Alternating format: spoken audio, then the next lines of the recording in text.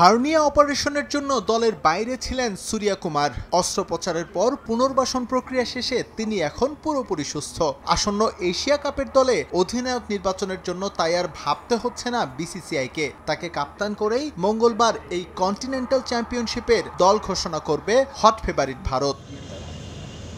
Asia জয়ের মিশনে গৌতম গম্ভীরের দলে জাসপ্রীত বুমরার জায়গা হবে কিনা তা নিয়ে আলোচনা বেশ কিছুদিন ধরেই। পিঠের ইনজুরির জন্য ইংল্যান্ডের বিপক্ষে সিরিজে সব ম্যাচ খেলতে পারেননি তিনি। গুঞ্জন ছিল পুরোপুরি ফিট হয়ে না ওঠায় হয়তোবা এই ফাস্ট বোলারকে রেখেই দল ঘোষণা করবে board of control for cricket in India. তবে সূত্র বলছে গম্ভীরের দলে জায়গা মোটামুটি পাকা বুমরার।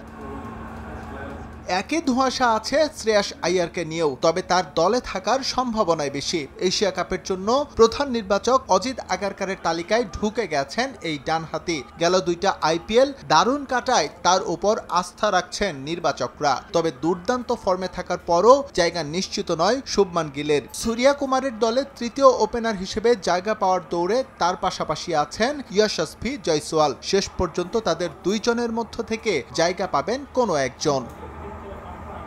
ভারতের এশিয়া কাপের দলে ব্যাটার নিয়ে এই মুহূর্তে auto choice Sanju Samson, Abhishek Sharma, তিলক ভার্মা এবং হার্দিক পান্ডিয়া। আর বোলার হিসেবে কুলদীপ যাদব, বরুণ চক্রবর্তী, বুমরা এবং আর্শদীপকে জায়গা দিতে দ্বিতীয়বার ভাবতে হবে না নির্বাচকদের।